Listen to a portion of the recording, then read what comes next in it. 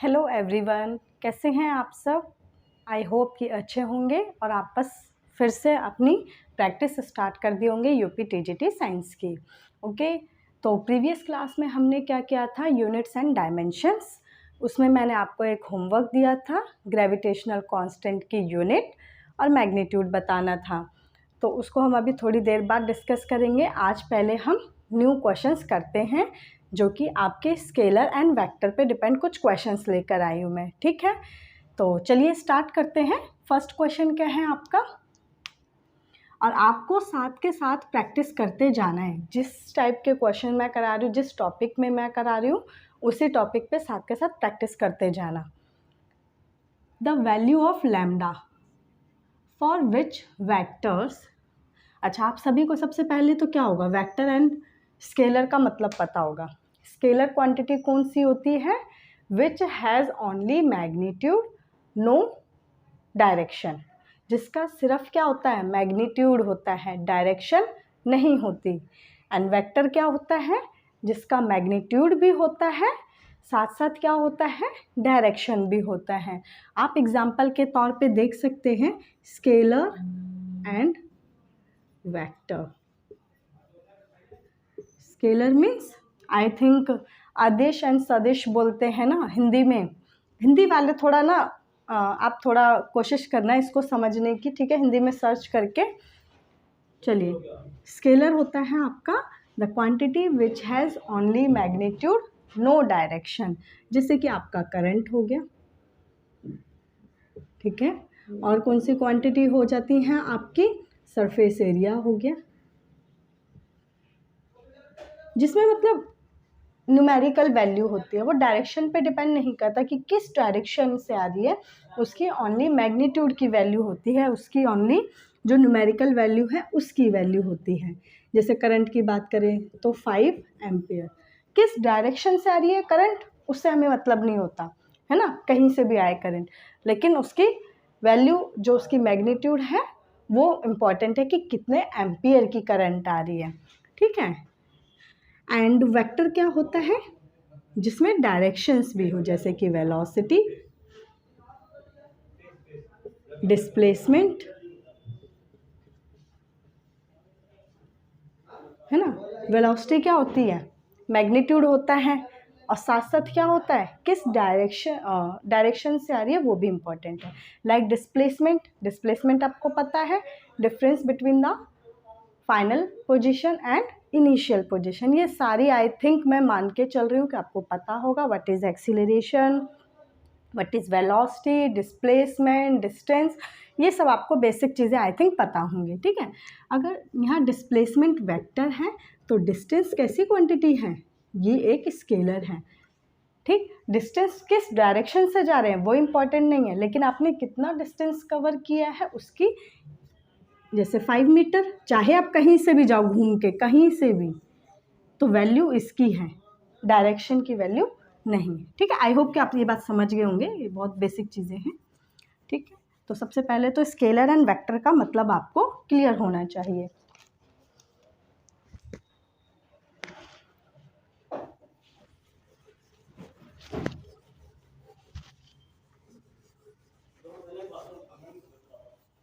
चलिए आते हैं हम अपने क्वेश्चंस पे।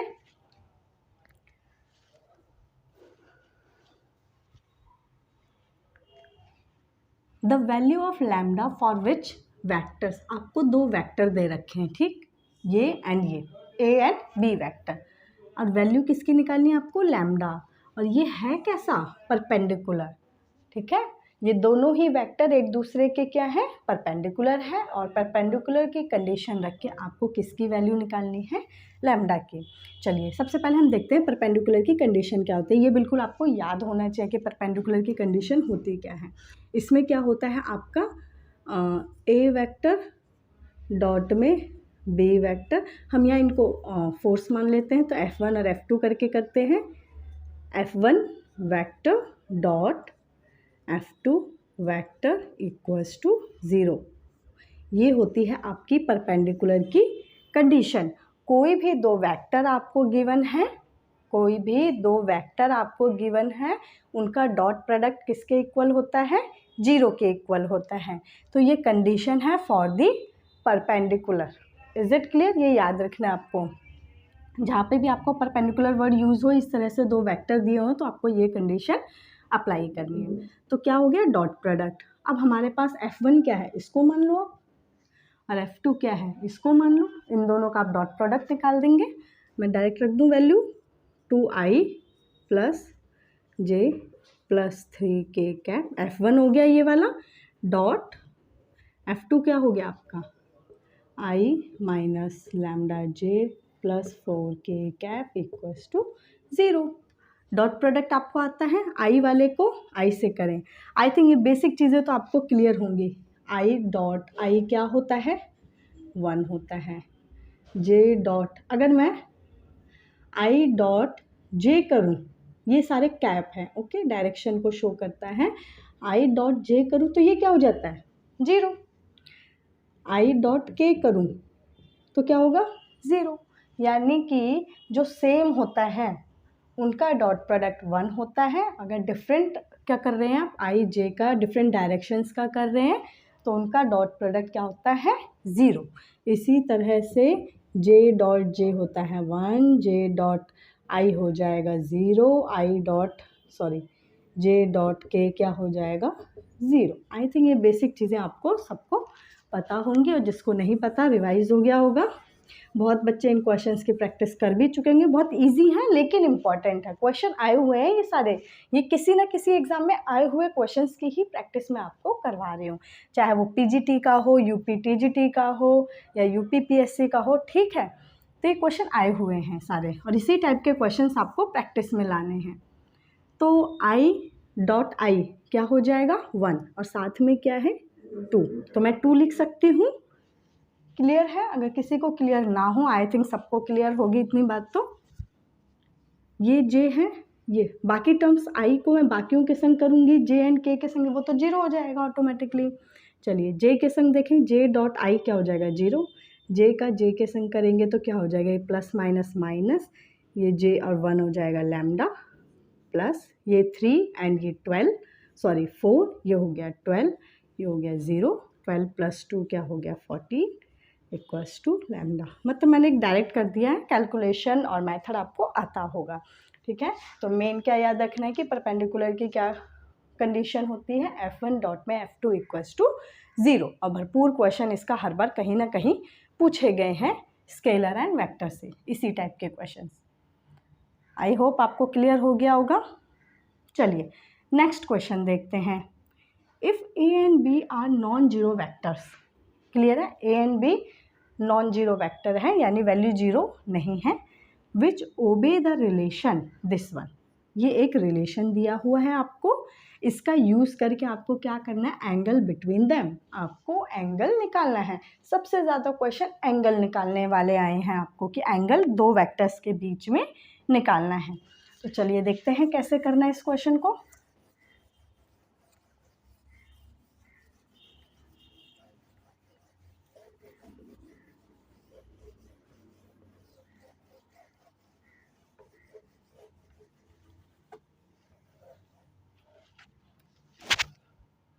चलिए इस रिलेशन का हम यूज़ करते हैं और एंगल निकालते हैं।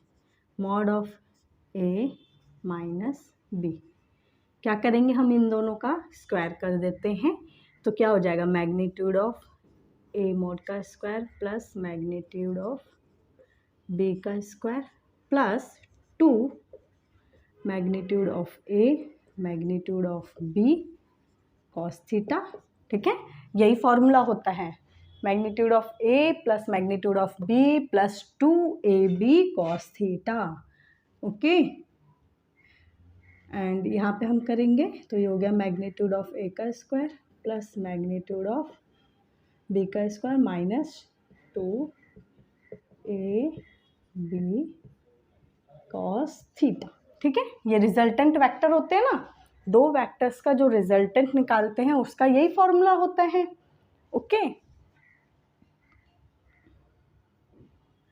चलिए देखो यहाँ पे ये चीज़ है और यहाँ पे ये है ए बी, तो ये तो कैंसिल आउट हो जाएंगे, ये हो गया आपका 2ab, ये नेगेटिव है, इधर आके क्या हो जाएगा, पॉजिटिव हो जाएगा, तो प्लस हो जाएंगे दोनों, 4 हो गया। Magnitude of A, magnitude of B cos theta. Okay, ये हो गया आपका 0। सिंपली अगर मैं कॉस थीटा की बात करूँ, ये सारी टर्म्स इधर चली जाएंगी और क्या हो जाएंगी, 0। तो कॉस थीटा किसके इक्वल आ जाएगा, 0। तो थीटा क्या हो जाएगा, 90, क्योंकि कॉस थीटा 0 कब होता है, जब एंगल क्या होता है, 90। कॉस 0 कितना होता है, सबसे ज़्यादा जो यूज़ होती है ना, ये यही यूज़ होता है। एक तो कॉस 0 डिग्री कितना होता है, 1, एंड कॉस 90 कितना होता है, 0। ये दोनों कॉस की वैल्यू जरूर याद रखनी है, ज़्यादातर यही क्वेश्चंस में यूज़ होते हैं, ठीक है। बाकी वैल्यूज़ तो याद रखनी है 30, 60 की, लेकिन ये सबसे इम्पॉर्टेंट है। Is it clear? 2 क्वेश्चन आपको समझ आए होंगे। करते हैं नेक्स्ट क्वेश्चन। ये है आपके नेक्स्ट क्वेश्चन, देखते हैं। Which of the following is scalar, ठीक है। स्केलर क्वांटिटी कौन सी होती है, मैंने बताया scalar quantity those quantity which have magnitude without direction, ठीक है। तो करंट क्या होता है, magnitude, only magnitude no direction. Velocity क्या होता है, it has a magnitude as well as direction. Momentum क्या होता है आपका, mv, v क्या होता है, वेलोसिटी, एंड वेलोसिटी क्या है आपका, वेक्टर क्वांटिटी है, तो मोमेंटम भी क्या हो जाएगा आपका, वेक्टर क्वांटिटी। अच्छा, अगर मैं मास की बात करूं, तो मास कैसा है आपका, scalar quantity, only magnitude work करता है इसमें। तो आंसर हो जाएगा स्केलर में क्या होगा आपका, करंट। ओके, चलिए next question. Resultant of 2 vectors P and Q, आपको ये रिजल्टेंट दे रखा है 2 वेक्टर्स का, वेक्टर्स है P एंड वेक्टर है आपका Q, इसका रिजल्टेंट, ये रिलेशन आपको गिवन है। Then angle between P and Q vector is, again आपको क्या निकालना है, एंगल। देखो रिजल्टेंट आपका क्या होता है हमेशा, R vector equals to magnitude of P vector, magnitude of Q vector, sorry इसका square, plus magnitude of Q का square, plus 2PQ cos theta. Okay, यहाँ पर मैग्नीट्यूड हटा दो, P वेक्टर भी लिखोगे तो चलेगा, ठीक। तो P square plus Q square plus 2PQ cos theta. समझ रहे हैं, ये 2 वेक्टर्स ऐसे मान लेते हैं हम, P वेक्टर, Q वेक्टर, इसका रिजल्टेंट यहाँ होता है आपका R वेक्टर। तो ये R वेक्टर निकालने का फॉर्मूला क्या होता है, P वेक्टर का स्क्वायर प्लस Q वेक्टर का square plus 2PQ cos theta, ठीक। अगेन सिंपल सा है, आपको आर स्क्वायर की वैल्यू यहाँ से पुट कर देंगे, ये हो गया आपका P square plus Q square, vector लगा देंगे, ये हो गया P vector square plus Q square plus 2PQ cos theta, vector लगाते जाना हर जगह। ओके, ये हो जाएंगे कैंसिल आउट, तो ये हो गया आपका 2PQ cos theta equal to किसके हो गया, 0 के। तो ये सारी टर्म यहाँ जाके 0 हो जाएगी, कॉस थीटा क्या आ गया आपका 0, तो थीटा की वैल्यू कितनी आ गई, कॉस 90 क्या होता है आपका 0। ओके, कॉस 90 क्या हो जाता है 0, तो एंगल कितना आ गया P एंड Q के बीच में 90 डिग्री, एंगल कितना आ गया P एंड Q के बीच में 90 डिग्री। ओके, तो सिंपली बस इन्हीं फॉर्मूले का यूज़ करके आपको क्या करना है, एंगल्स निकालना है, परपेंडिकुलर की कंडीशन को याद रखना है, ठीक है। आपको पता है एक डॉट प्रोडक्ट होता है, एक क्रॉस प्रोडक्ट होता है, क्लियर। तो डॉट प्रोडक्ट पे हमने कर लिए, अभी एक क्रॉस प्रोडक्ट पे क्वेश्चन करते हैं, ठीक। चलिए करते हैं next question. Force F vector, ये आपको एक फोर्स गिवन है एक्टिंग एट अ पॉइंट, एक ये पॉइंट गिवन है। The torque about a point R vector, सबसे पहले आपको क्या निकालना है, टॉर्क। तो टॉर्क आपको पता है एक टाइप का क्या है, फोर्स है। हम इसको यहाँ पे एक फार्मूला लिख लेते हैं, टॉर्क को आप इस तरह से डिनोट करते हैं, R वेक्टर क्रॉस में F वेक्टर, यही होता है आपका टॉर्क का formula. Torque it is a type of force, ठीक है, एक फोर्स ही है ये, ठीक है, जो कि परपेंडिकुलर होता है। अब इसमें क्या करना है, फोर्स F की वैल्यू तो आपको गिवन है, R निकालना है। तो सबसे पहले आप R निकाल लो, R वेक्टर। इसमें आपको 2 पोजीशन गिवन है, इस पोजीशन से इस पोजीशन तक आया है। जब आपने फोर्स लगाया है तो उसकी पोजीशन कुछ थी, जैसे ही फोर्स लगाया तो वो डिस्प्लेस करेगा और दूसरी पोजीशन पे पहुंचेगा। तो पहले इन दोनों पोजीशन का डिफरेंस निकाल लेते हैं फाइनल R वैल्यू निकालने के लिए। क्या करेंगे, माइनस कर देते हैं, लिख के दिखा दें, R vector minus R not vector, ठीक है, माइनस कर दो।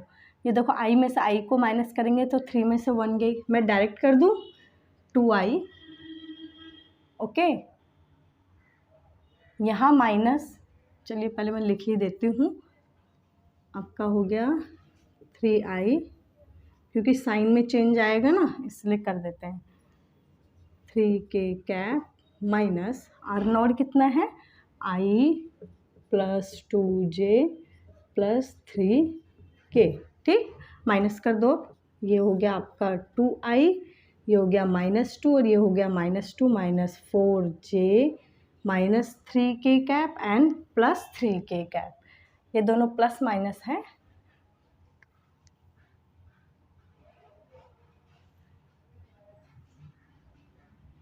तो ये आपका क्या हो जाएगा, ठीक है, ये प्लस माइनस ही है, ये आपका 0 हो जाएगा, माइनस नहीं 0 नहीं होगा, ये -3 ये +3, लेकिन बाहर तो साइन माइनस का है ना, तो ये प्लस माइनस माइनस हो जाएगा, माइनस में 6K कैप, ओके। तो ये आ गया आपका R की वैल्यू। अब यहाँ पुट कर देंगे, जो कि टॉर्क के इक्वल चल रहा है। R क्या है आपका 2I minus 4J minus 6K cap multiply force कितना है 4I minus 5J plus 3K cap, okay. अब हमें इसका क्रॉस प्रोडक्ट निकालना है, तो हम कैसे निकालते हैं, इस तरह से I J K, है ना, ये सबको पता होगा। I की टर्म्स रख दो, R का 2 माइनस 4 माइनस 6, 2 माइनस 4 माइनस 6, है ना, ये सब करना आता है ना आपको। और यहाँ पे इसका रखो 4 माइनस 5 प्लस 3, विद साइन रखना है, ओके। चलो करते हैं, यहाँ से कैसे करते हैं हम, पहले I का टर्म, I वाली इसको, ये वाली रो एंड कॉलम को छोड़ेंगे और इसको करेंगे -12, ये minus minus plus and again minus, 6 पंजे 30, ठीक। अब J के लिए हम नेगेटिव साइन लगाते हैं, J के लिए हम क्या लगाएंगे, नेगेटिव साइन, इस लाइन को और इसको छोड़ेंगे तो ये हो जाएगा 3 2 जा 6, ये हो जाएगा -24 यानी +24, ठीक है। नीचे से नेगेटिव में जाता है ना, क्रॉस प्रोडक्ट करना आता होगा आपको, K कैप, ये वाला छोड़ेंगे, ये वाला -10 एंड ये हो जाएगा +60, ठीक है। ऊपर से नीचे आएंगे तो आपका सेम रहेगा, लेकिन नीचे से ऑलरेडी एक नेगेटिव साइन चलता है, ठीक। तो इनको सॉल्व कर दीजिए, ये कितना हो जाएगा, चलिए करते हैं, ये कितना हो जाएगा -42I कैप, ये हो जाएगा माइनस में 24 और 6 30J कैप, और ये हो जाएगा प्लस में 6K कैप, ओके। आपको क्या करना है, इस तरह से सॉल्व करना है। क्रॉस प्रोडक्ट हम ऐसे ही निकालते हैं वैल्यू, और ये किसके इक्वल चल रहा था, टॉर्क के इक्वल, टॉर्क ही हमें निकालना था, वो हमने निकाल दिया। तो आंसर आ गया, जो आपका फोर्स लगेगा वो इतना होगा, ठीक है। तो यही करना था, टॉर्क बताना था आपको, and you have to calculate. I hope कि आपको समझ आया होगा। सिंपली आपको फॉर्मूला लगाना था और दोनों की ही वैल्यू गिवन थी, उस वैल्यू को पुट करना था एंड सॉल्व करना था। Is it clear? चलिए नेक्स्ट, ये है आपका होमवर्क। आपको एंगल निकालना है टू वेक्टर्स के बीच में, दिस एंड दिस। अभी मैंने आपको एंगल निकालना सिखाया, उन्हीं फॉर्मूले का यूज़ करके आपको एंगल फाइंड आउट करना है, और आंसर आप मुझे कमेंट करके बताएंगे। क्लियर? एक मैंने आपको होमवर्क दिया था, उसको भी देख लेते हैं। वैसे बच्चों ने करेक्ट आंसर मुझे दिया है, उसका बिल्कुल सही किया है। ग्रेविटेशनल कांस्टेंट की बात की थी मैंने, ठीक है। तो ग्रेविटेशनल कांस्टेंट आपका क्या होता है, एफ, क्या होता है, F R square m1 m2, है ना। ग्रेविटेशनल फोर्स तो आप सभी जानते हैं, it is the force between the two objects, ठीक है। तो पूरा ड्राइव करने की तो ज़रूरत है नहीं, मैंने आपको पूरी डेरिवेशन करवा रखी है कि ये फॉर्मूला आया कहाँ से, है ना। तो नहीं देखा है तो आप उसको देख सकते हैं, इस वीडियो को, ग्रेविटेशनल वाला चैप्टर डिस्कस किया, वहीं पे ये फॉर्मूला है। तो सिंपली हमें क्या निकालना था, पहले मैंने इसकी यूनिट पूछी थी। तो यूनिट देखिए, फोर्स का क्या होता है, न्यूटन, आर का स्क्वायर क्या कर देंगे, मीटर स्क्वायर, और नीचे क्या है, मास है तो केजी स्क्वायर, है ना। रटने की ज़रूरत नहीं है, रटने की बजाय आप कॉन्सेप्चुअल चलेंगे, ठीक है। तो यूनिट हो गई, इसी से आप डायमेंशंस भी निकाल सकते हैं, डायमेंशनल फार्मूला बोले तो निकाल सकते हैं। फोर्स का देखो क्या होता है, मास इनटू एक्सीलरेशन, फोर्स क्या होता है, मास इनटू एक्सीलरेशन। मास को हम कैपिटल एम से शो कर देंगे। एक्सीलरेशन का क्या होता है dimension, L T minus two, ठीक है। एक्सीलरेशन का याद रखना है L T minus two, velocity का एल टी माइनस वन, ये बहुत छोटी चीज़ है, इसको याद रखना है, ठीक। एंड हो गया आर स्क्वायर, आर स्क्वायर को लेंथ से शो करेंगे एल स्क्वायर, एंड के जी को किससे करेंगे, अगेन मास हो गया, तो ये हो गया आपका एम स्क्वायर, ठीक। तो एक मास से तो एक मास कैंसिल हो जाएगा, तो ये हो गया आपका m की पावर -1, क्योंकि ये रेसिप्रोकल में ऊपर जाके -1 हो जाएगा।